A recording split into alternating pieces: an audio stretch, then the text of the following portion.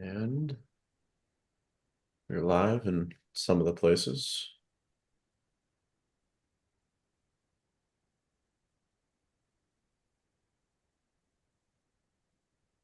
most of the places.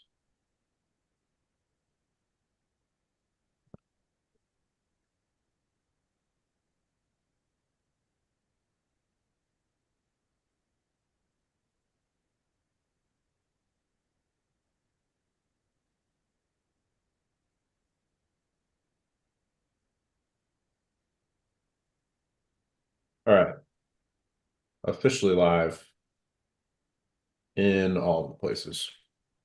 Quick audio check. Mitch, you wanna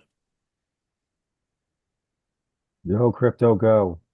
you're muted on the space. Mm. Unmute on the space. Cool. Got you, Eric. Mic check. GM. Cool. All right, we're all good. Welcome back, everybody. Tuesday, November 12th. Since the last AMA, there's been quite a lot that's happened in the world and definitely in the world of crypto.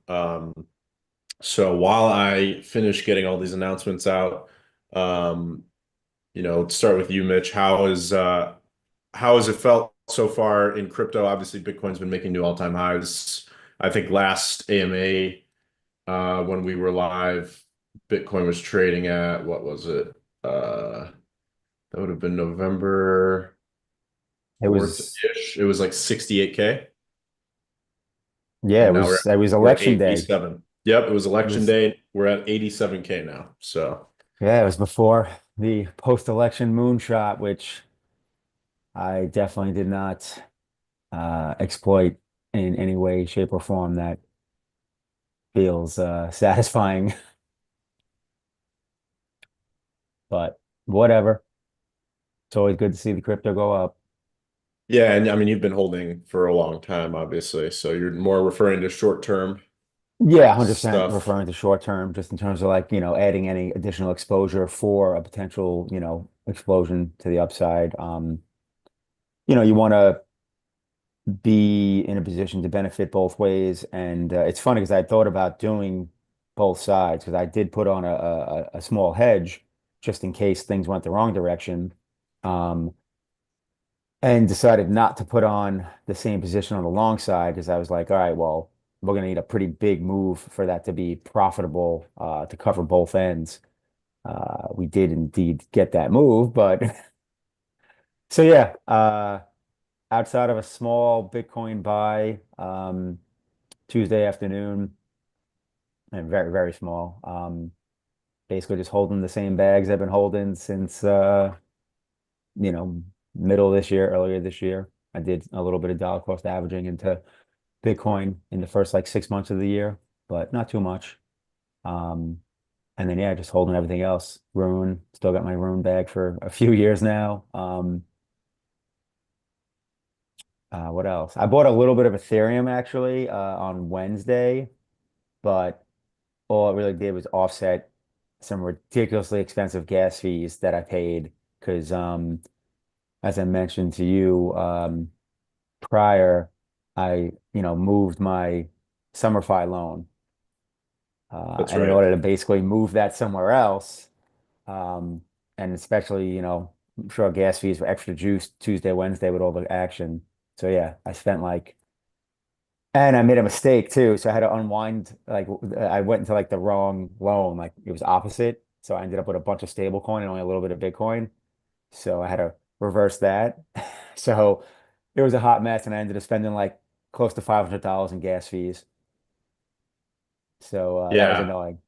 Yeah, it's whenever you have to do anything with especially with those vaults, because there's just so many transactions and they're expensive ones. So yeah, It I usually always, try to do my stuff with the vaults like in off hours, middle of the night or yep, yep, just when there's not a lot of activity. But obviously sometimes you can't have it have your cake and eat it too. Um, yep. so yeah, I mean definitely been wild since the election. Eric, what have you did you do anything prior to the election? Obviously, last time we chatted on the AMA, we were at 68K. So $20,000 difference in the price of Bitcoin. But did you do anything prior to the election? And if yes, what'd you do? If not, how are you feeling so far? Uh, Also, why is your head shaved? Maybe you shaved your head because you didn't do as much as you I wanted was gonna say things went that bad that he shaved his head. to. He went full monk mode on us. no, but so I was planning on doing something for shorting or longing. I was all prepared, and I ended up not doing anything, to be honest, because I thought it would be too shaky. I basically just stood on my hands and didn't do any trades since. I haven't bought or sold anything, and I don't think I plan to. At least until Bitcoin, like the psychological price of 100,000 is going to be very, very, what's the word? Interesting to see unfold, because you have all of the people that will want to front run that narrative, and you have all of the whales that will say, "Yeah, hell no, this is not happening. We are just going to better trap you guys, and we're gonna go higher." So I'm not sure how I'm gonna play it, but what I do know is that I am slowly selling all of my big bags and jumping into more of like conviction low cap players. I have some real world assets. I have a lot of exposure in memes, which is not something that I'm quite pleased with. But I'm just playing the way that the market is playing right now, and yeah, it's gonna get shaky before it gets better. The run to 100,000 might happen this week. So yeah, I honestly have no idea. Yeah, that's the big question I have too. It's like, are we going to get any kind of pullback or consolidation, or are we literally just going to go straight to 100? At this point, I'm hoping for some kind of pullback, maybe here, to then get long for that run to 100, assuming it happens. But yeah, it's tough to get long right now after that run we just had the last week. Yeah, I mean, in my opinion, it is a little tough to get long on Bitcoin here just after everything that happened. And which being at might all-time make it highs, which might make it like the good play, right? So if everyone is thinking, possibly. oh, maybe I shouldn't go long, I mean, trying to go counter like contrarian could pay off.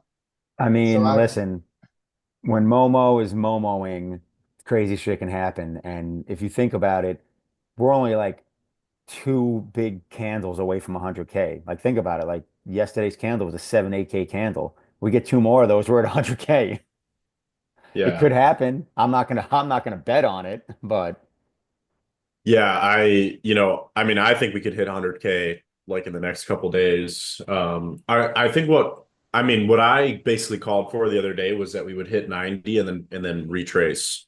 Just because 90 I think is close enough to 100 that people will take profits. I'm going to be, and I put up some threads about this earlier this morning, but just to be completely honest and transparent, I have been taking some profits ever since we crossed 80K. I've been slowly legging out of Bitcoin and into cash right now. Prior to that, prior to the election move, and many of you know this, and if you're subscribed to me, then you definitely know this because I've been writing newsletters about it.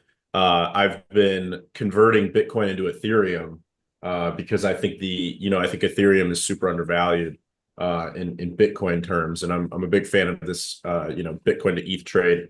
Ethereum actually got a little bit of life in it the last couple days. So that ratio went from like 0.034 to zero point zero 0.04 ETH per Bitcoin. So looking solely at that, I think it is a decent trade. But um, I actually think like this post-election, just to, where Bitcoin is at right now, legging into dollars and then kind of seeing if there's a pullback. And then instead of going back into Bitcoin, I will most likely buy Ethereum and some other altcoins, kind of like what Eric's doing. Like altcoins have not caught up to the Bitcoin run yet. I mean, Rune, for example, is at 580 right now. I think it got up to as high as like 650 yesterday when Bitcoin was pushing 90K. But compare that to the all-time highs of last cycle, and it was like $18-20 per Rune. And then even this cycle, like not like just a few months ago, 6 months ago or so, Rune was up at like $12 momentarily. So, you know, the altcoin market, and then obviously Ethereum is far from its all-time high. I think it's like 50% away from its previous all-time high. So, the altcoin market has not caught up yet. Bitcoin dominance is still over 60%. So I think a rotation from I think if you are going to take profits because you've been sitting in Bitcoin for so long, which is, the scenario that I'm in, I'm taking profits mostly into altcoins, not into cash. So, I did take some profits in the last couple of days into Well, cash, but what I'm kind of no, anticipating is a little pullback here, and then I will leg those profits from cash to altcoins at an even better ratio. Um, so, probably a lot of that's going to be like Ethereum, Rune, and Leo would be like my top three conviction plays in terms of the altcoin market. Um, and prior to the election, just to talk about what I did, I actually was I think the night before or 2 nights before, I was looking at everything and I was very confident in a Trump win. And staying out of the politics. That's just what I believed. I thought it was basically a done deal. And I also believe that if he did win, it would send markets through the roof because, if you live in the estaba US apagado or el calentador. people who O do, sea, no um, apagado, you can talk to no them and see estaba con la that a lot of flama business owners apagada. have been Estábamos hurting. desperdiciando gas. The average person has been hurting, and No sé, hurting tengo que in terms llamarle a of un like plomero para ver qué es lo actual, que está like pasando. going out and trying to buy, Sí, groceries llaman or dos just veces. live. And then they've also been hurting like in terms Ya of le voy a business marcar. owners, struggling a little bit, and just the economy is not doing that well, and just perception of the future has not been good. So I, was a big, believer in the idea that Trump would win and then everyone would suddenly be optimistic again about the economy and about where things are going. And I thought that if he didn't win, people would be extremely pessimistic, even more than they already were, because they knew that the next 4 years would be identical to the last 4 years. And that ultimately wouldn't have been a good thing, economically speaking. So again, not to get into the politics of it, but I was pretty convicted that I had a high conviction that Trump was going to win and that was going to send markets to the roof. So I think it was the night before or 2 nights before the election. I took all of my cash and put it into the markets. So I went full bull mode. I put a lot of that into Rune and Ethereum, like I said. So I'm obviously pretty happy about that move. So that's another reason I'm kind of taking profits up here is because I literally took my entire cash reserve and just dumped it into the markets in full anticipation that this was going to happen. Obviously, it happened even more so than I expected. So I knew we were going to see a bump in price if he won, but I didn't know it was going to be this dramatic. Um, and to give a little more context too, the stock market has been just green candle after green candle. Today is the first red candle on the stock market since the win. So, uh, just a slight pullback from a global market perspective has nothing to do with crypto, clearly, because the stock market's down, so Bitcoin's down slightly. Um, but yeah, I think this win has been huge, and I played it correctly. I'm very happy with how I played it. Yeah. I mean, the last week was sick. I mean, basically just rips for a week straight. And like I said, today's the first day we're seeing some red in both equities and crypto, which is fine. I mean, you got to have profit taking at some point. And it makes sense to taking profits because you put on fresh trades, you know. Everyone else that's, didn't do anything new, I think is excited to see their bags inflating and getting pumped. And yeah, it's the question is this the beginning of a longer move, which a lot of people think. And I think you made a good point with talking about the alts in that, yeah, Bitcoin's basically the only thing that's made a new all-time high. Ethereum hasn't. Rune hasn't, and so on and so forth. And there's some others out there that have, but for the majority of altcoins, they haven't done that. So, that got me thinking that does make it a smarter play. So, let's just say there's a viable pullback. It's like, do you buy Bitcoin or are you better off buying Ethereum? You're probably better off buying Ethereum in terms of potential upside, because anything can happen, but it would be really strange to see, let's say, Bitcoin, hit 100K and at some point Ethereum doesn't make a new high. That would be very strange for that to happen. So, the odds probably are favorable. So that's funny. I just actually got more bullish on ETH just from that simplistic thought of the whole new high thing. Yeah, I mean, it's even the ratio right now is 0.037. So, like I said, I took some profits on Bitcoin. I think my last sell that went through was 88,700 or so. But like I said, I've just kind of been dollar cost averaging out since we hit 80K. So I would imagine the I would imagine that the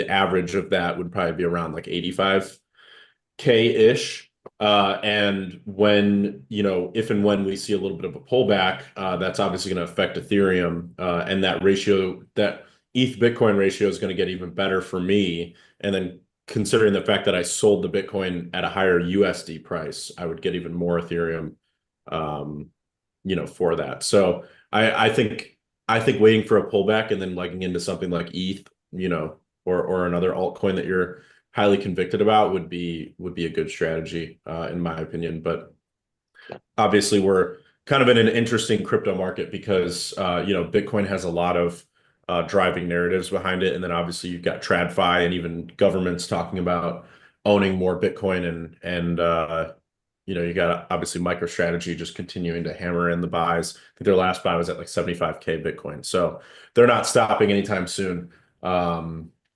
And I think that that's kind of an indicator that there's a lot of focus on Bitcoin right now. And I think we spoke about this on the previous AMA or maybe in the previous one. But if Trump won and he actually goes through with the Bitcoin reserve, then we might see different countries trying to front run that move. And I think not that we're seeing it already, but he's really pushing for this. And of course, because you have Elon speaking to his ear, telling him what's a good move, what might not be a good move, etc., etc. And the cool thing about all of this is that Elon is turbo bullish on Doge. There's also, this the strategic, the Department of Government Efficiency, and it's just gonna get more crypto and more crypto and more crypto related as the weeks go by. And there's rumors that the strategic Bitcoin reserve will go into place on the first 100 days of his I don't know the word of his cycle of his 4 years. So it's about to get heavy. Yeah, I think it's going to be a really interesting time for crypto just in general. But yeah, like I said, you got to position yourself in the right ways. So that's probably going to be a mixture of Bitcoin and some altcoins that you're deeply familiar with. So definitely going to be interesting. That's for sure. We can guarantee that it'll be interesting. Um, let's get into some Leo stuff now that we've kind of covered the markets and where everything is going. I've been just watching the Threadcast as well, pulling up some of the questions. But yeah, I saw some talk about the Hive Lite accounts. Obviously, um, we first released Hive Lite accounts back in 2020 was the first iteration of Hive Lite accounts that we launched. And it was actually for MetaMask. So we had MetaMask, the ability to sign up and sign into Hive using MetaMask. And then that obviously has evolved over time, and we've added new features to it. And then just improve the overall system. And then we ended up actually pulling back and removing the MetaMask option just because I didn't really like the way it worked. And I saw a better path kind of moving forward. So, for the last couple of years and as of today, we have X and Google as the authentication methods. We also used to have phone number, but then I also removed that. I didn't really like the way it worked. So now it's X and Google Lite accounts that we've got. And then the Dash integrations, which we've talked about, and I see Joel in the audience as well. And I think we're going to have, by the way, I'll talk to Joel just to double check and confirm, but I think he'll be on Chain Chatter tomorrow to talk about obviously INLEO and Dash and collaborating and building our ecosystems together. But the Dash integrations are something that I'm really excited about, and I think it's going to bring a massive wave of new users to INLEO. And I also think it's going to be, that's obviously a value prop for us. And then I also think it's going to be, a huge moment for Dash as well, where, Dash has really focused on payments and making it really easy to spend Dash. And I think this is going to introduce a really cool way for everyone who likes Dash, loves Dash, uses Dash to actually earn Dash. So they'll be able to, and I don't want to get into too many of the intricate details of the Lite accounts, of the Dash Lite accounts and how that's going to work today, but we will get into it when we get closer to launch. So the development and integration of it has taken some twists and turns, designing it and then obviously rolling it out has taken some twists and turns, and the way I originally wanted to do it is not the way we're actually doing it. But I think what we've actually landed on is even better than the original design. So I'm really happy with what we built and designed. And I think that it's even bigger than what we originally planned, and it will open us up to even more. It'll open up even more doors for onboarding people to INLEO, through Dash and otherwise. So, again, like come to Chain Chatter tomorrow. I think Joel will be on and we'll kind of get into some more of the details. But essentially, we're just making it extremely easy for anyone who, is obviously a Dash user to sign up and join INLEO and then start using the platform. And it will automatically, they'll be able to hit a setting to automatically earn their rewards in Dash. So, LeoDex, we've made the first step of this integration was to fix LeoDex, fix LeoDex's Hive aggregator and launch the second version of the Hive aggregation technology that we've built. So the first iteration was kind of complex to use, and sometimes your transactions would get stuck and then you'd have to retry, and it just wasn't a really, really good user experience. So what we wanted to do was automate that entire process so that you could click one button or maybe two buttons, and then it would swap any Hive asset to any asset that's listed on Maya protocol and vice versa. And also a part of that, and the reason why we kind of rushed it and put it up at the top of the list to launch LeoDex V2 for the Hive aggregator is for the Dash integration. So automating those swaps has been really important because now with the automation in place, we can allow Dash users to earn in Dash. And they'll earn their rewards automatically in Dash in their Dash wallet. And the way that works is those users will be earning obviously Leo, Hive, and HBD. And then when it reaches a certain dollar figure, right now the rough figure we're using is about $10. It just has to make sense from a fee perspective. It will auto convert those rewards into Dash using LeoDex as the backend. So let's just say there's $10 in total rewards in their Hive account that we've obviously created for them using Leo Infra and our Hive Lite account protocol. It will convert that $10. So it will basically swap the $10 from the assets that it's in. It's going to be a makeup of Leo, Hive, and HBD, and then it will convert it through LeoDex's backend. So it swaps from Leo, for example, just the Leo part. Actually, if it's Leo, Hive, or HBD, it'll swap it all into Leo, and then it'll go from Leo to Arbitrum Leo, and then from Arbitrum Leo, it will swap on LeoDex to Dash. Obviously, you can already do a Leo to Dash swaps using LeoDex. So that conversion process happens all autonomously on the back end. The user doesn't have to do anything to initiate it. It's just literally they connect their accounts, and then it's just automatically paid. So like imagine a Dash user becomes active on INLEO. They're using the platform on a monthly basis, here and there making some threads, maybe making some blog posts, etc. And then they are, if they check their Dash wallet, say once a month, and just assume that they're earning like $15 a month on average. Once a month, they'll just like look at their Dash wallet, and there's going to be $15 worth of Dash that's obviously added to their balance. So just a really really easy to use experience, and that's really important to us. Um, Luis said, "What are we going to do with the earn Dash?" Well, you're not going to be earning in Dash. It's the Dash users that are going to be earning in Dash. So they can do whatever they want with the Dash. Dash is, and the entire Dash project is really focused on spending Dash, obviously in the real world, using it as a currency. So, I think there's a lot of use cases for Dash, obviously.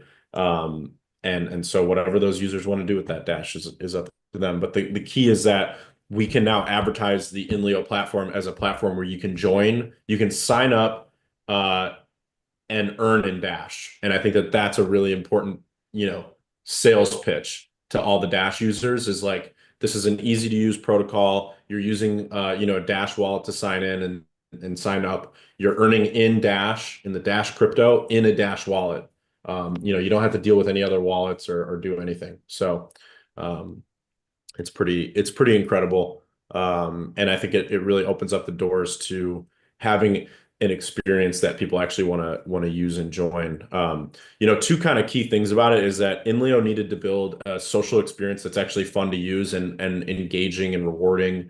By adding features like threads and shorts and creator subs and premium. We had to build the actual product.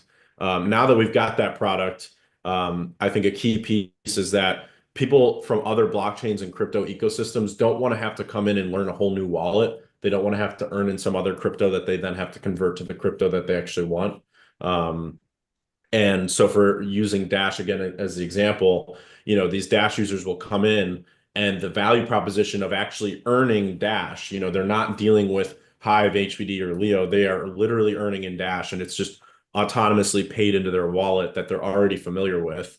That's the key value proposition. So I think that that's pretty incredible. And again, I see like a couple different comments of people saying, why would I earn Dash? You guys won't be earning Dash. It's the Dash users that will earn Dash. You're going to keep earning in Leo, Hive, and HBD, which is what you're familiar with. That's the entire point of this is meet the users where they are. Don't try to convert everybody into your way of thinking. And by meeting users where they are, what we're doing is we're saying, okay, you like Dash. Now you can sign in with a Dash wallet and earn in Dash. And I think that that's really, really an important way to sell this platform and grow, obviously to our 10,000 monthly active user goal and beyond.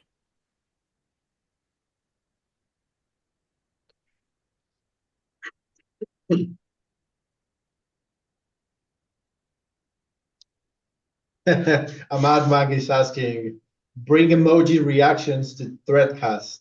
Yeah, there's going to be a big Threadcast update at some point in the future. But right now, the focus is users and onboarding. So every development that you see is going to be centered around making the platform better for new users and onboarding them more easily and obviously giving them the features that are important. That's a very inward-facing feature. So that will come later, but not right now. Nylon asked a good question. How hard would it be to make many covers of the same product as Dash are getting, say, Bitcoin or Ethereum? That would catch some attention. So we are 100% focused on the Dash integration right now. But one of the things I'm excited about the new approach that we're taking is that it will create a framework where we can then use that framework that we're building for Dash first, and we can use it for other cryptos. And it can be any crypto that is listed on the Maya protocol. So obviously, any crypto that Maya supports will be able to use this exact same framework. So for example, you mentioned Bitcoin and Ethereum. Let's just use Bitcoin as an example. We'll be able to tell people sign up, log in, and earn in Bitcoin using a Bitcoin wallet. And we'll be able to do all of that with the rails that we're building for Dash. And then what we're going to do is, so I mentioned this a few times, but for the Dash integration, when you sign up and choose that Dash is your default currency and your default theme for INLEO, it actually changes the entire front end to be very Dash focused. You'll see Dash branding across the UI. You'll also see that, like right now, the default when you sign up and join INLEO is that it shows you the payout values in dollars. Instead of dollars, when you choose Dash, it's going to show you the payout value in Dash. And then when you go to your wallet, you'll see, obviously the Dash conversions, like when you earn up to $10, or it'll actually show you like you're at $2 out of 10. And when you get to $10, then it will convert it to Dash and send it to your Dash connected wallet. So that adds actually another kind of gamification layer to things where I think people will sign into INLEO. They'll see, oh, I've earned, $9.37 out of $10. And if I earn another, 63 cents, then the conversion will go through and then I'll get $10 worth of Dash in my Dash wallet. So that kind of adds a whole other experience as well. But like I said, when you flip on this setting, it makes the UI look like it was built for Dash. And that is the important part to me, is that I want to make the product, INLEO look like it was built from the beginning for a Dash user. And I think that there's a couple of important reasons to that, but obviously the biggest one being, this is meant to cater to Dash users and make them feel, at home, and that they're, on a platform that highly supports Dash and is obviously, catering to them. I may have cut out for a second there because I got a phone call, but hopefully you guys caught most of that.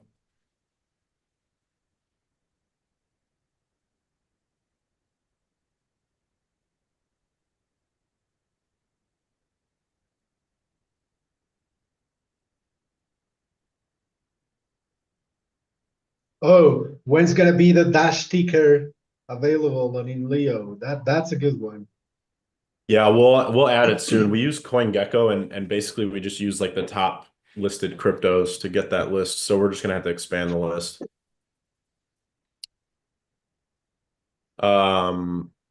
Louis said, so I can simply create a new Dash wallet and so experience for myself a Dash theme in social media of Web3 front end. Interesting. Yeah, it's you're gonna come to INLEO. You're obviously gonna see that it's INLEO, and then you're gonna click sign up, and then you'll be able to sign up and connect with a Dash wallet. And we'll kind of explain more of how that works when we get closer to launch. But you'll essentially just log in. You'll have a Dash wallet connected, and then you will earn. You will see a front end that is obviously still INLEO, but then all the payout values are in Dash. It'll have like obviously the Dash color theme. And then when you earn and when you go to your wallet and you look at your earnings, it will say, for example, $2 out of $10 earned until your next conversion. And then when you get to the $10, that's when it will convert into Dash and send it to your Dash wallet that you're connected with. So yeah, it is from a from a user perspective, it's very interesting and just very easy to use. It's meant to just be like stupidly simple, where you use Web3 social media, you earn in the crypto that you want to earn in.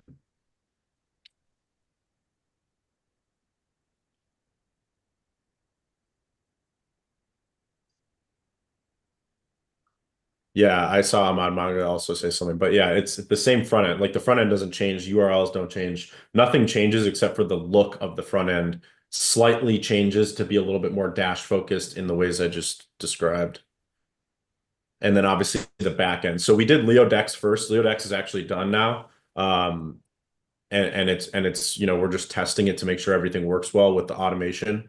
So that part of things is actually done. And I wanted to do that first because in my mind it was a lot harder to do than everything else.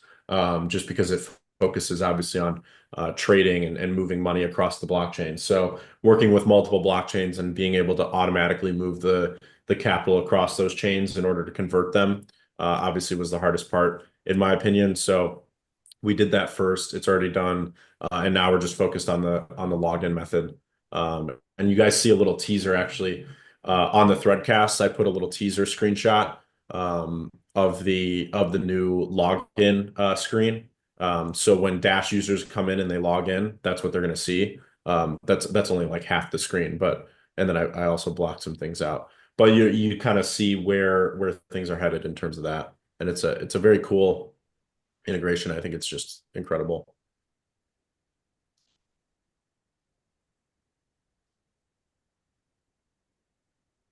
Kyle, so how easy, okay, so this one paves the road for any kind of personalization or customization of the UI.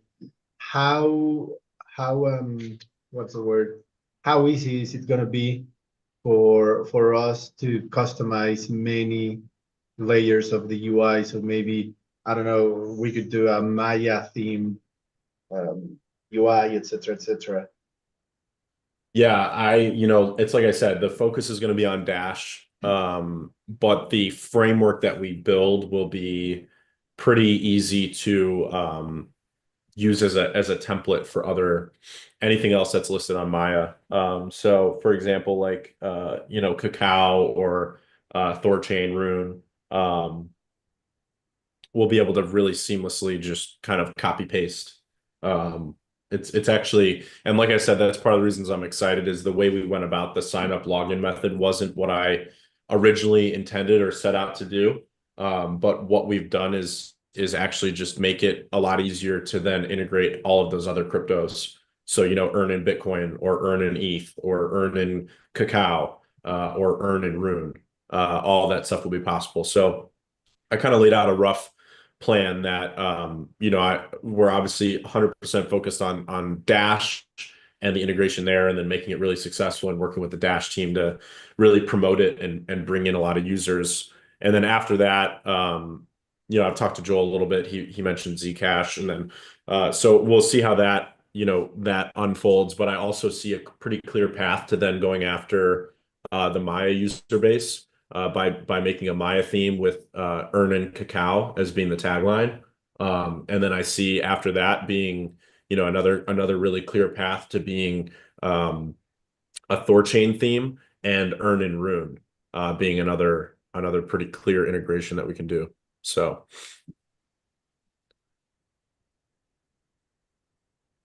Nice. Yeah, yeah, and it I makes think it'll be sense. I think it'll be really big for everybody.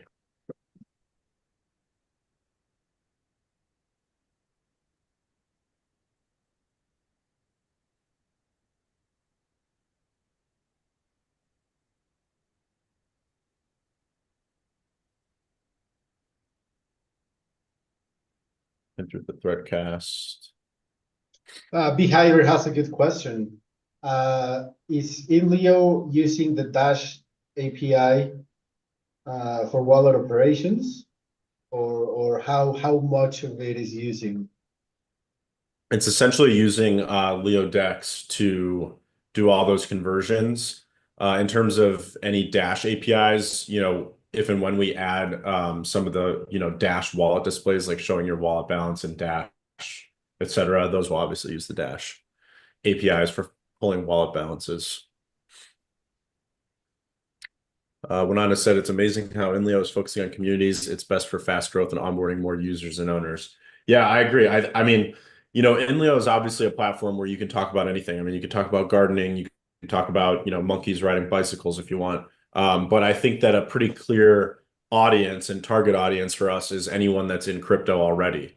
We're obviously a social media platform, but we're also a tokenized social media platform with our own cryptocurrency. So, targeting crypto audience, crypto audience members and people that are already a part of some other crypto community is just a really clear target audience for us. A pretty seamless onboarding experience, and they're already familiar with, crypto tokenization, tokenomics, rewards in general, and the idea of mining rewards.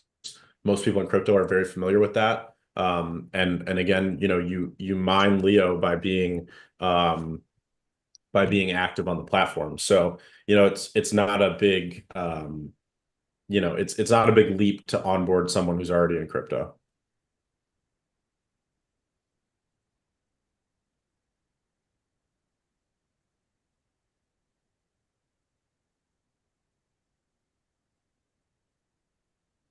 Matt Banga, which wallet will be used to log in with Dash?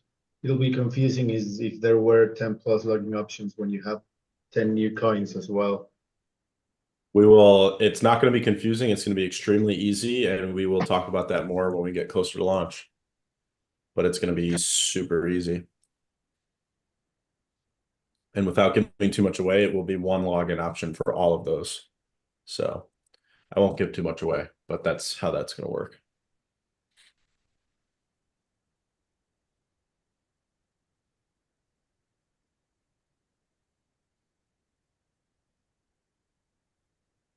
Samuel said, earning in Rune will be big for everyone. Yeah, it'll be, the earn in Rune tagline would obviously be a nice way to go after some Thorchain people. And I obviously have some connections in the Thorchain ecosystem and have been investing in Rune since it was like 40 cents. So, yeah, I would love to go after, obviously the Thorchain community, some point soon, after all this stuff gets rolled out. And we obviously proved the template. Big theme with the team that I've been using is we need to work, focus on one thing, make it really successful, and then use that as a template to scale it. So you obviously need to have success with it before you then scale something. And I think that that's a big trap that a lot of people get into is they try to do too many things at once.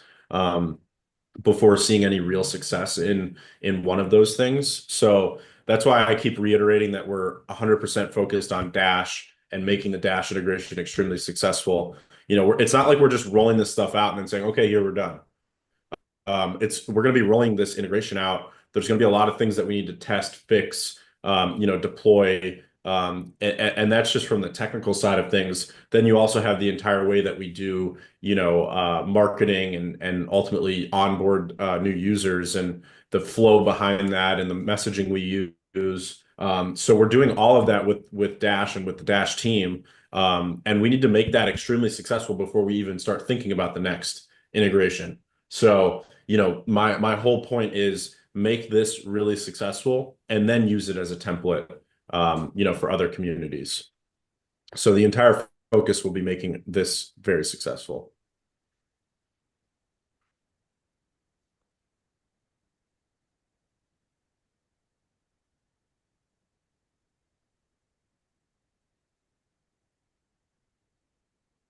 Beehive asked another good question. Will INLEO features like premium or creator subscriptions be payable in Dash? Will the Dash version inherit all INLEO features? So to take the second part first, I think it's really important to remember that the UI is like, imagine when you actually can already do all of this stuff manually. So if you go to the settings page, you can already change the currency that things are displayed in. So you can make it like your local currency if you want, instead of US dollars, which is the default. You can also change the color of the UI. So you can do both of those things already in the settings. With the Dash integration, it's going to be you select that you are a Dash user, and then the UI just literally changes the colors and the payout values. And then you might see some other Dash branding in various places of the UI. So it is literally the same UI. It's just kind of reskinned. So it's still inleo.io. Everything's identical, 100% identical. There's nothing that an INLEO user now can do that a Dash user can't do. So it's all the same. They're just logging in with a different login method than most of us use, which is most of us are on like Hive Keychain or Leo Auth, for example. So that's the second part of your question. The first part, will INLEO features like premium and creator subs be payable in Dash? Yeah, so this is the other route. So I already talked about that you'll be able to get your payouts, your rewards paid to your Dash wallet automatically. The other route to that is that you'll actually be able to use Dash to then buy stuff on INLEO. And obviously the two things that you can buy right now are premium, which is 10 HVD a month, but you can then buy it with $10 worth of Dash. So you'll use $10 worth of Dash to buy premium. That'll be one thing you can do. And then the creator subs right now only accepts HBD. But with the Dash integration, it will now accept Dash as well. So you'll be able to use $5 worth of Dash to subscribe to other creators on the platform. And the way that that works, it will actually be the other side. So it's kind of the flip side to the rewards matrix, where when you earn, for example, if $10 is the threshold, when you earn $10 worth of rewards on INLEO, those $10 then get automatically converted into Dash using LeoDex's backend. The reverse will be true when you do a premium. Let's just use premium as the example. When you subscribe for premium, you'll send $10 worth of Dash to through LeoDex using the INLEO UI. It'll obviously do all of this on the back end. And then it will convert that $10 worth of Dash it'll go from Dash to Arbitrum Leo. It'll unwrap from Arbitrum Leo to Leo, and then it'll convert the Leo into HBD and send it to the @Leo pool account, where it will then actually buy back Leo later. So all of this stuff is actually creating a lot of transaction volume, a lot of back and forth for the Leo token on all the different pools. So on the Leo Hive pool and on the Leo Cacao pool. And it's also creating built-in trading volume for LeoDex. So, the affiliate fees and just the LeoDex, trade route will now be like a built-in, it'll basically have built-in volume. So like if, for example, if Dash users as a whole earn, $5,000 a month in rewards, that's $5,000 a month in built-in trading volume for LeoDex. And then that's the rewards part. And then say that Dash users that also buy, let's just say collectively they spend $1,000 a month on the UI on premium. That's now $1,000 in built-in trading volume for LeoDex as well. So if you combine them, would be $6,000 a month in built-in trading volume on LeoDex, and that would also be $12,000 in pool trading volume, since you obviously have both sides of the pools getting used for the aggregator. So it creates a lot of exponentials, in my opinion, just a lot of different areas where the trading volume will be increased because of all the automated swapping that's happening on the back end.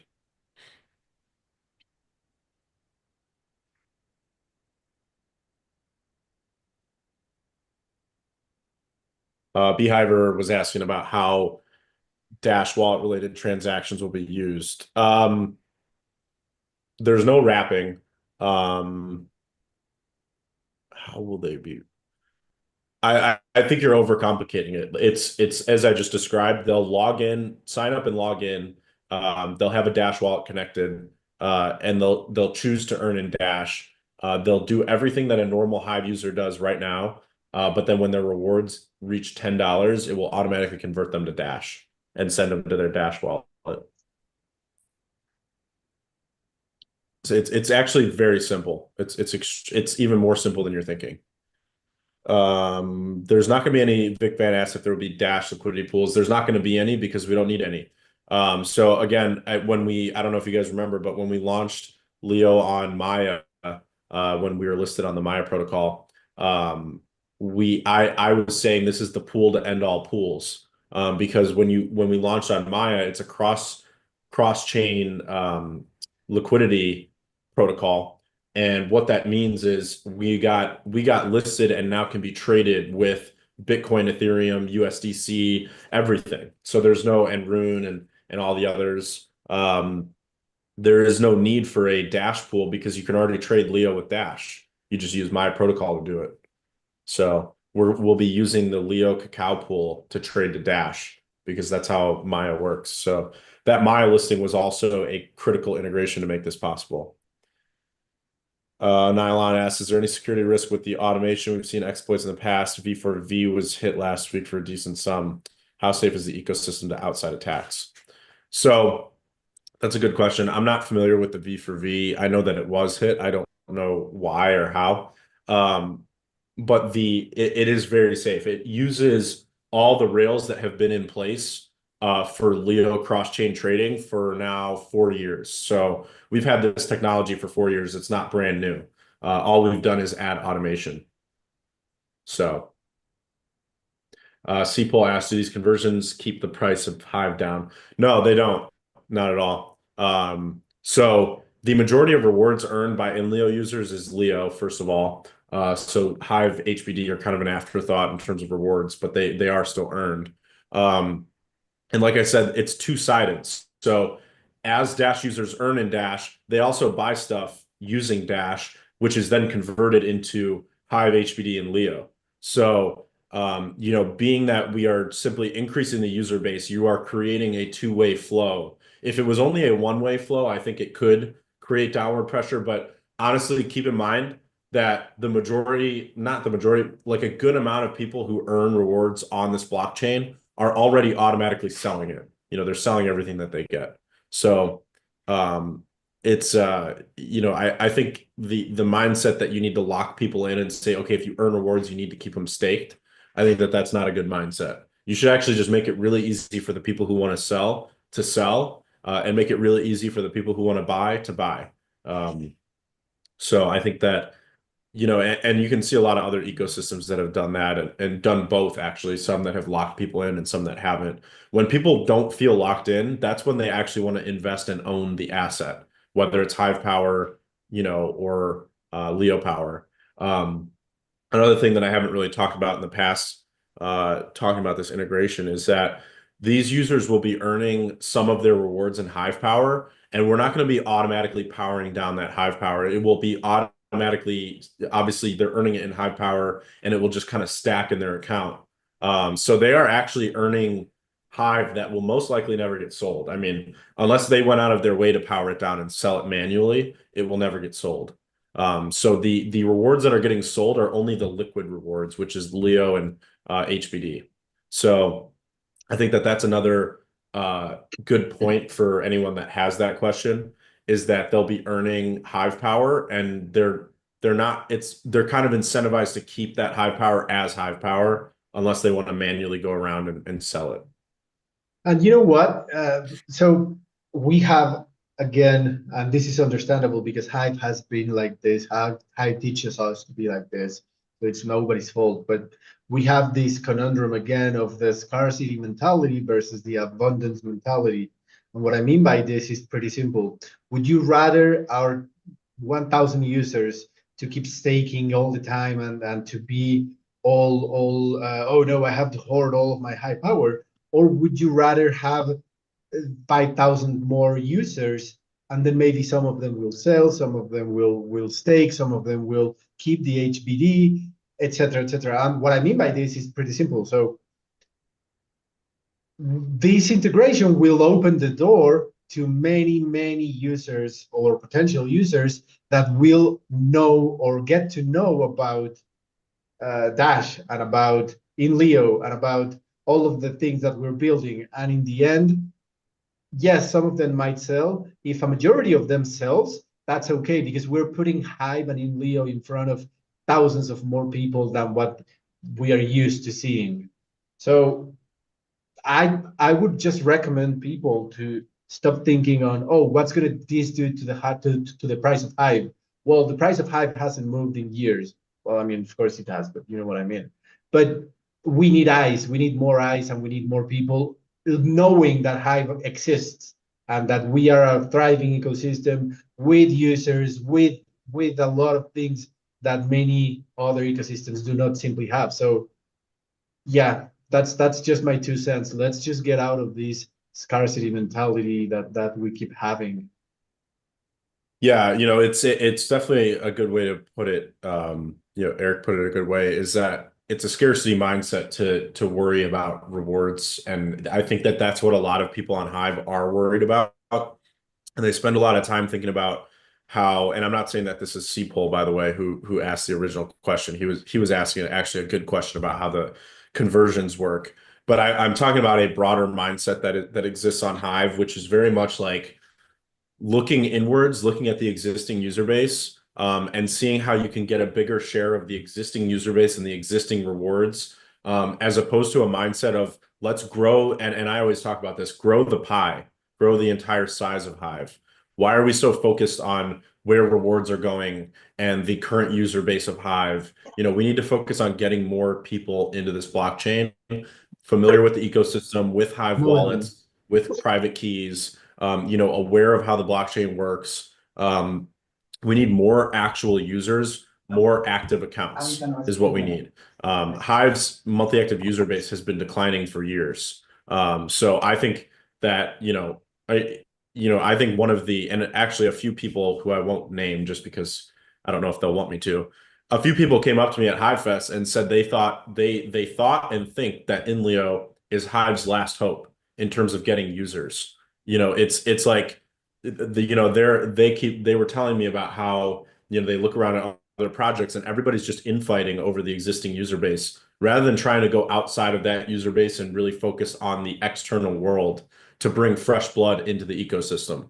So, a couple of these people came up to me at Hive Fest and they were just telling me that don't stop doing what we're doing and make sure you keep pushing because, Hive needs these users in order to succeed. If we don't get more users, the blockchain is simply going to keep slow. It's like a slow bleed. We're just going to keep bleeding users and we're going to have less and less users on a daily basis. And Hive will not succeed in that environment. What we need is more active users that join the blockchain on a consistent basis. And again, these integrations are all externally facing. None of them are, and a lot of you guys have asked good questions, but some of the questions you ask is like, how does this affect me as an existing Hive user? And the answer is it's not intended to really affect you in terms of like, you're not intended to earn Dash.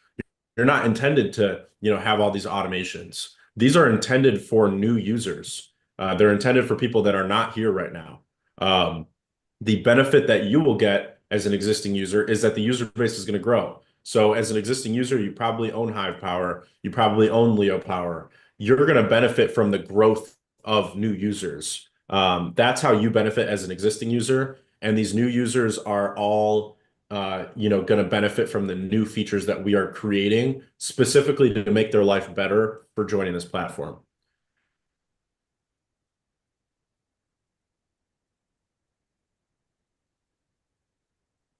I saw Luis88 ask a few questions about how the accounts actually work.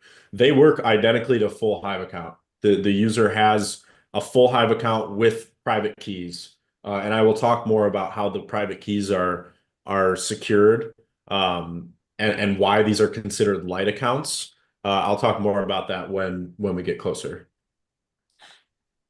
But they are full Hive accounts. If you were to look at the account of a Dash user and compare it to a Hive user, it's identical.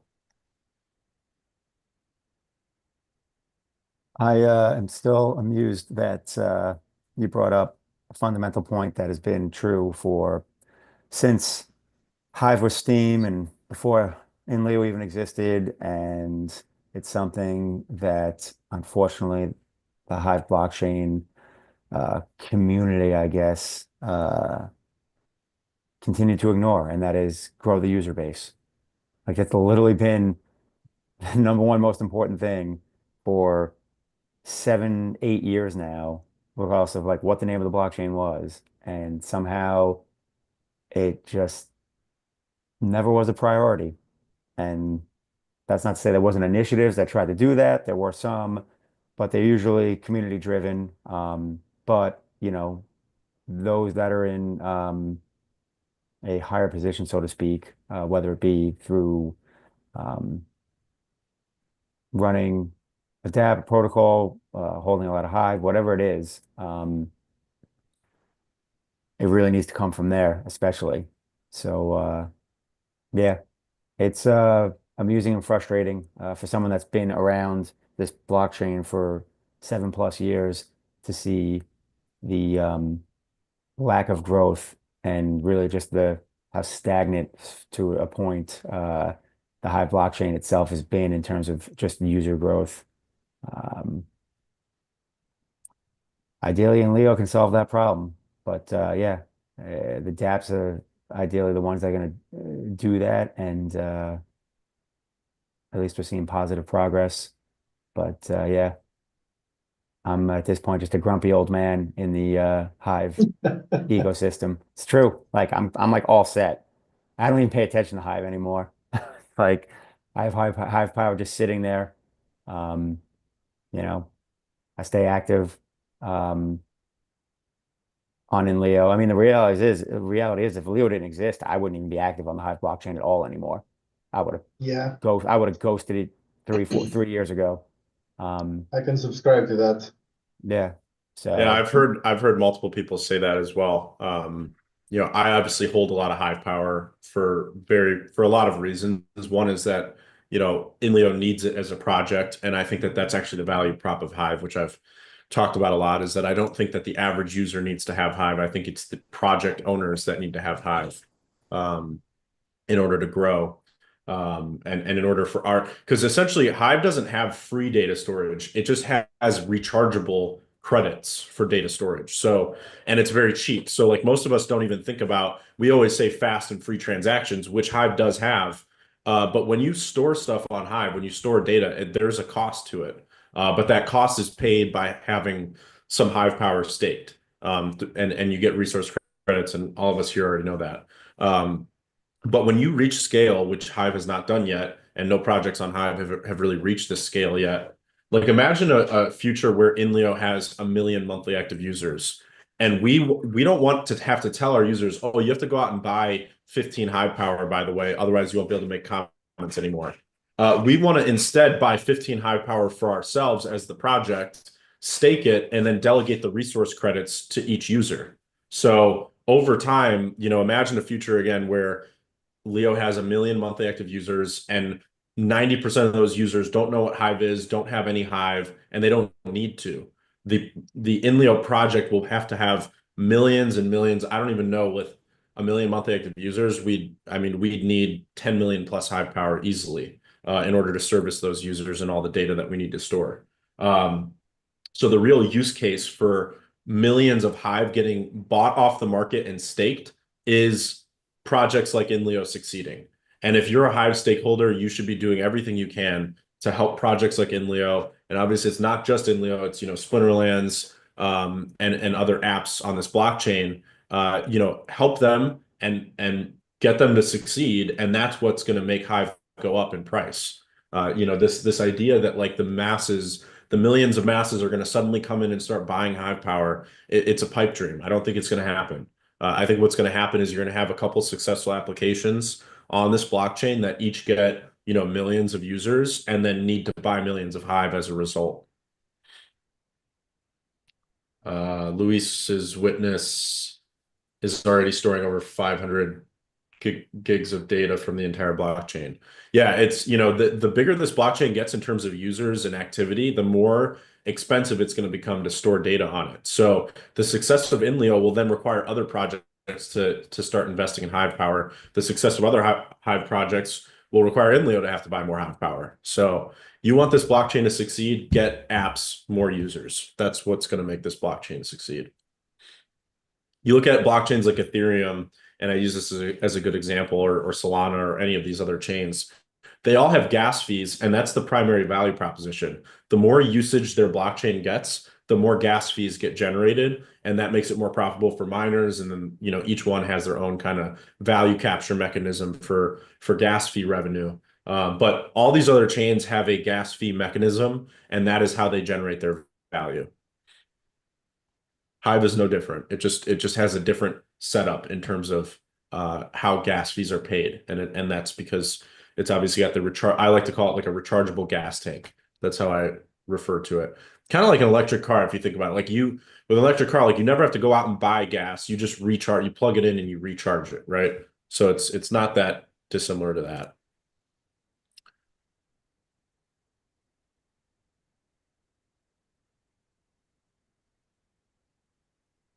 Uh, Alex Yeah. works. So projects need to have HP for resource credits. That's why we need more projects. Yeah, I mean, and I'll actually say, I mean, I do want to see more projects on Hive, but we actually need more successful projects. I mean, there's a lot of projects on Hive. There's a lot that have come and gone, but we need projects that have thousands, hundreds of thousands, and millions of users. That's how Hive is going to succeed.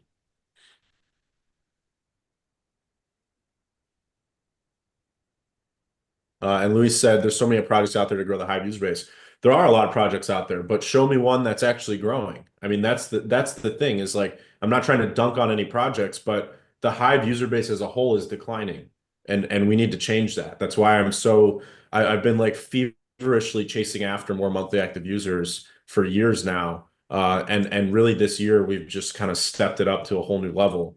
and will continue to do so for the rest of this year, especially with the Dash integration and these other project integrations. But it's like the user base is declining. We need to change that, and that's the entire premise of INLEO is how do we change that?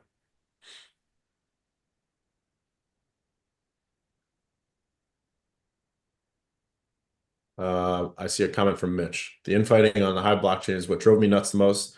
But I guess you get that on any chain because people are involved and people generally suck. Yeah, that's pretty funny.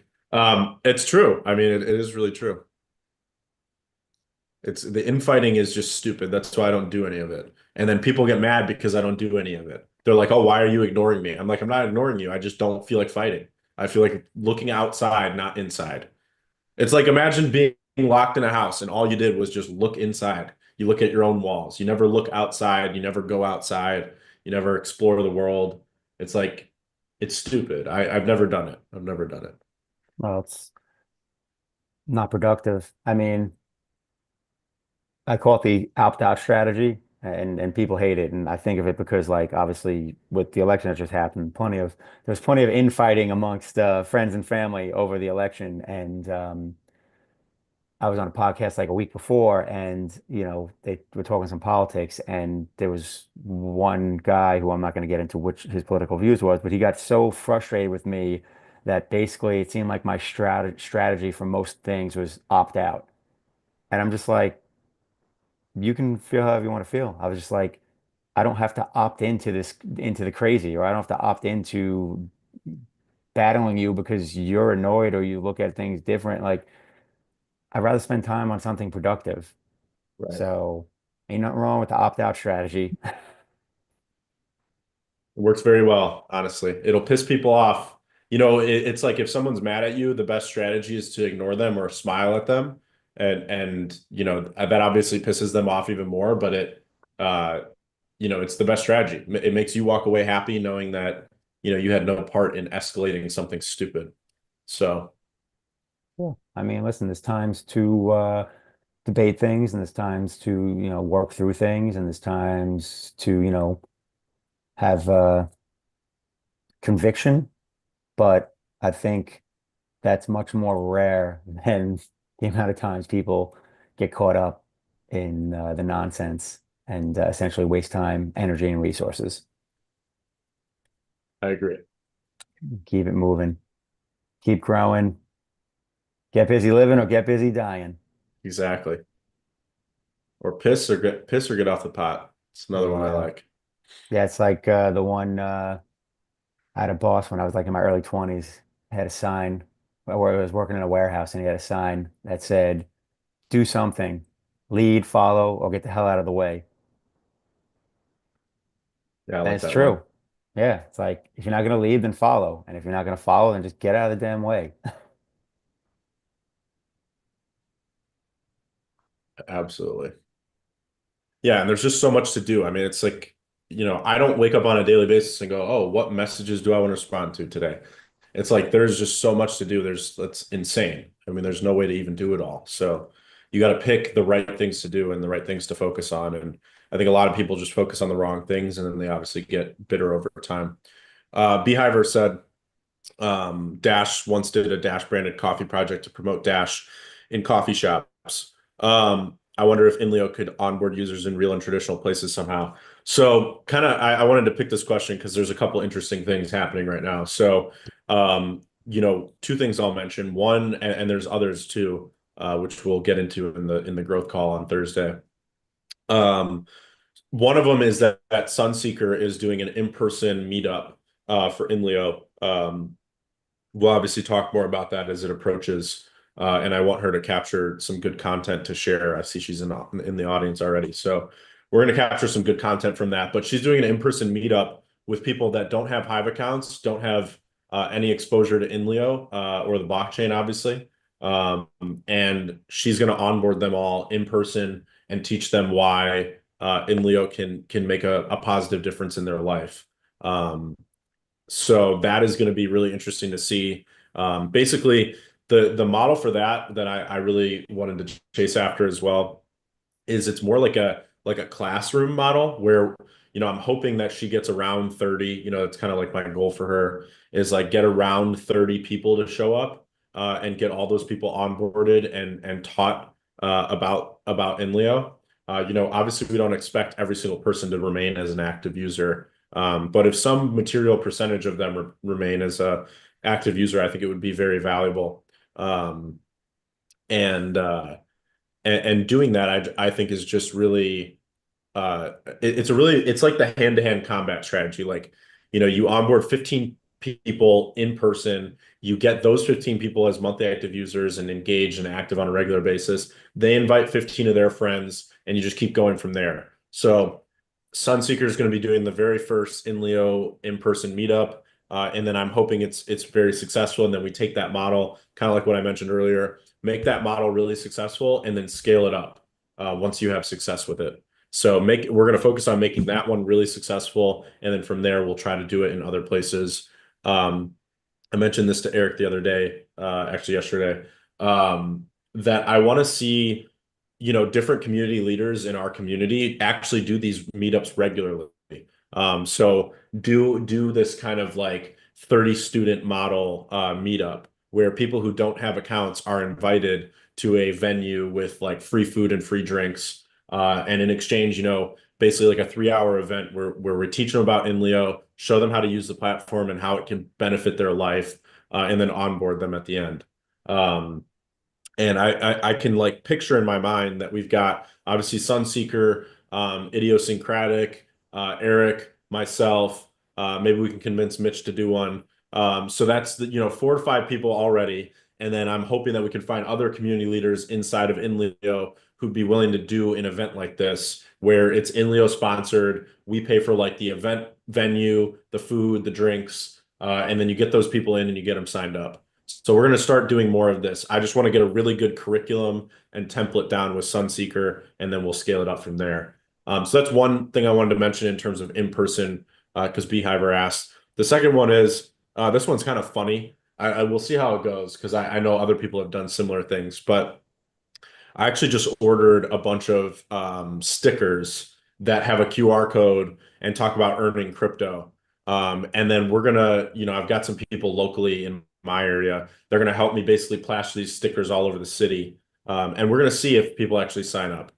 So I actually set up a unique referral code for the stickers now that we've got the referral system, and I'll be able to track if people actually sign up from any of these stickers. And then when they do sign up, I'll be able to tag them on INLEO and try to get them engaged and active. So we'll see if that works. And again, another one of those things where we're just, it's a very low cost way. It's literally like $100 for like 1,000 stickers. So it's a very low cost way to try to onboard people in person. So we'll try to make this work and see if it works. And then, like I said, with the other stuff, make it really successful. And then if it is successful, take that model and scale it up. So then if this works, I'll send 1,000 stickers to, Eric and Idiosyncratic and Sunseeker. And, if you're a community leader and you want to do some of this in-person marketing, I'll send them your way as well. And it's just super cheap. And if we get some users, I was kind of doing the math.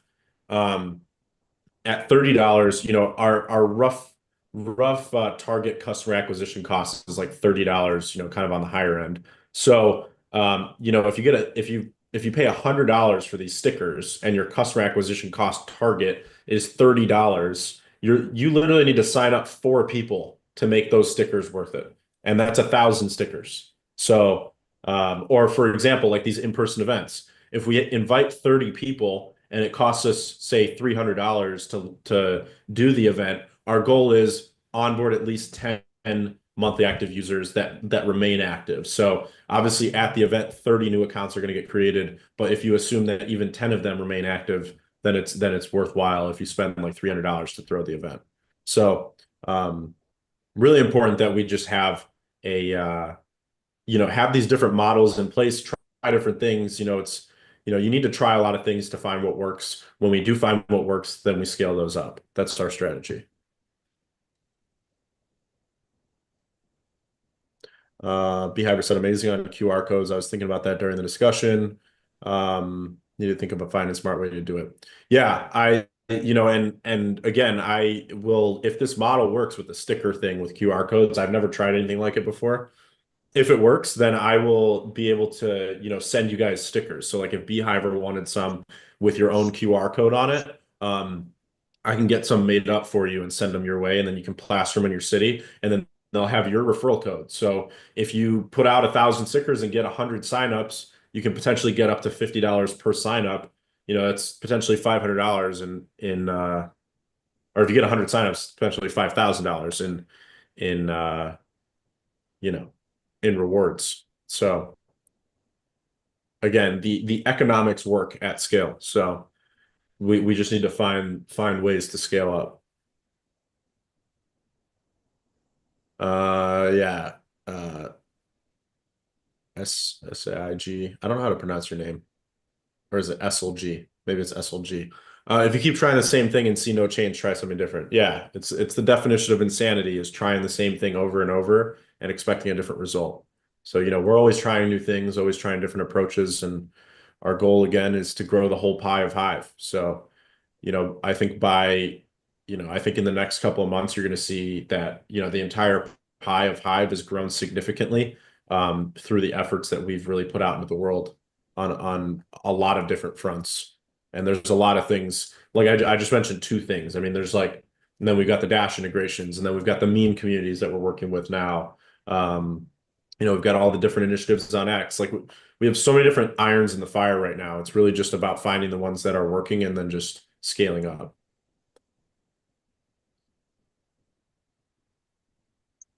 Salami said he can produce stickers at home in Europe.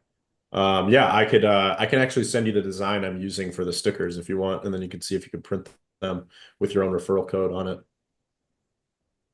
Nice. Yeah, it would be nice to see all of the people, like everyone just getting on board with this idea. Yeah. Yeah, I mean, imagine like all like 50 different cities across the world because we're obviously a very global community. Imagine 50 different cities just plastered with stickers that say, I'll actually just share an image of what the sticker looks like that I made. Um, I'm just kind of picturing like imagine these stickers just proliferating in all these different cities and people are signing up. And I saw Ahmad Manga mention that retaining is the hard part. Retaining is it's a hard part. I think it's actually equally as hard to get them to even sign up in the first place, probably even harder, just to get them to sign up. The retention part is up to you. And I think that the way we built this referral system really enhances retention because you can sign someone up and you'll get 10 Leo for the sign up. That's really cool. The rest of the rewards, that's a very small piece of the total rewards that you can earn for a referral. The rest of the rewards come as that person becomes more active, when they make 10 blog posts or 500 threads. Like, just onboarding someone won't get you paid very much, but onboarding and retaining someone will get you paid a lot. So the way we built this referral system, I think, is a great way to boost retention because it incentivizes each of you to retain each user that you onboard. And you can easily do so by going to your referral dashboard and you can see the usernames of people that you onboard and you can click on them and then you can it'll open their profile when you click on them. And then you can follow their threads. And if you see that they're not active, you can tag them. And obviously, if you know them in real life, you can text them and say, hey, make a thread, make a blog, like be active, and then I'll upvote it. I'll get other people to upvote it. There's a lot of things you can do to retain them. But it's again, like I keep using this Charlie Munger quote, show me the incentive and I'll show you the outcome. So again, just really trying to put the right incentives in place. And I think we did that with the referral system. So really just up to people to actually use it. Sunseeker said, we are aiming at specific localities and niches because onboarding people that already relate with each other gives us more chances of them engaging and staying. We go where our friends go. Yeah, that's such a good mindset. I mean, it's like you look at like Facebook started as a dorm room experiment, but basically to have college campuses, various college campuses join, and then you could communicate with people on your campus. That's basically how Facebook started and grew initially. People want to go where other people they know are spending time. So really, if you want to get people onboarded and retained, you need to onboard them in packs. That's why I'm so heavily focused on the communities, like Dash being a really good example, is like if 100 people from Dash join and start interacting on INLEO and talking about Dash regularly, then they'll see more of what they want to see. They'll see more of what they want to talk about. M Coins is down, and said to send them to California.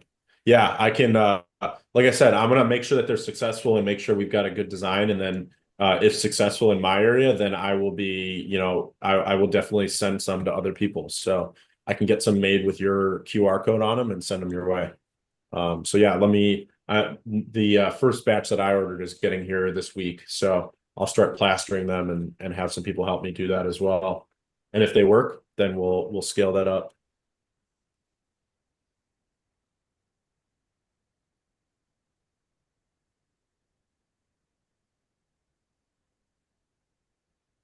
I like the word we. Yeah, I mean, just like we've been saying over the past few weeks, there's a team, but there's also a community, and the community has so much more weight in what we can achieve together. And seeing people like Solimi saying, "Hey, I can jump into this," because the incentive is just me being part of something and helping INLEO get better, then there's it's a no-brainer. Absolutely. But yeah, there are a couple more questions, but we are getting close to the to an hour and a half. Mitch, any closing thoughts before we jump out of here? Not really. I mean, just on the ride, watching the progress and chipping in where I can. And always cool to see the questions from fellow community members and especially people that are really passionate about growing the platform. It's pretty cool. Absolutely. Yeah, I love seeing that we are growing. Last month was a new all-time high in monthly active users, and we just gotta, like I said, take what's working and scale it up, and that's going to be the focus from now till the end of the year. Eric, any closing thoughts from your end? Mm, I don't think so. I think it was all covered very well. Cool. I like the take what's working and keep going with it. I mean, yeah, find what works and then turn the volume up. And then Absolutely. always figure out, I don't know. From a broader view, it's like almost just thinking like, all right, why did X get popular? Why does X work? Why do people go on there and communicate all day long? Like, what is it? Is it user experience? Is it ease of use? Is it like-minded people? Is it they just, have the topics people want? I don't know, but sometimes just mimicking other successful things is good enough. Absolutely. Sweet. Yeah, hopefully we hit 100K before the next AMA. Let's see what happens. We'll see. Buy the dip, not financial advice. Yeah, I will be buying the dip with the USD proceeds of my Bitcoin. I will be buying the Ethereum and other altcoin dips. I'm hoping we dip this week and we can buy. We might. We shall Insert Jim see. Cramer meme. Yeah, exactly. All right, sweet. No Thanks, doubt. guys. We will see everyone at noon Eastern tomorrow for Chain Chatter. Have a good one. See you guys.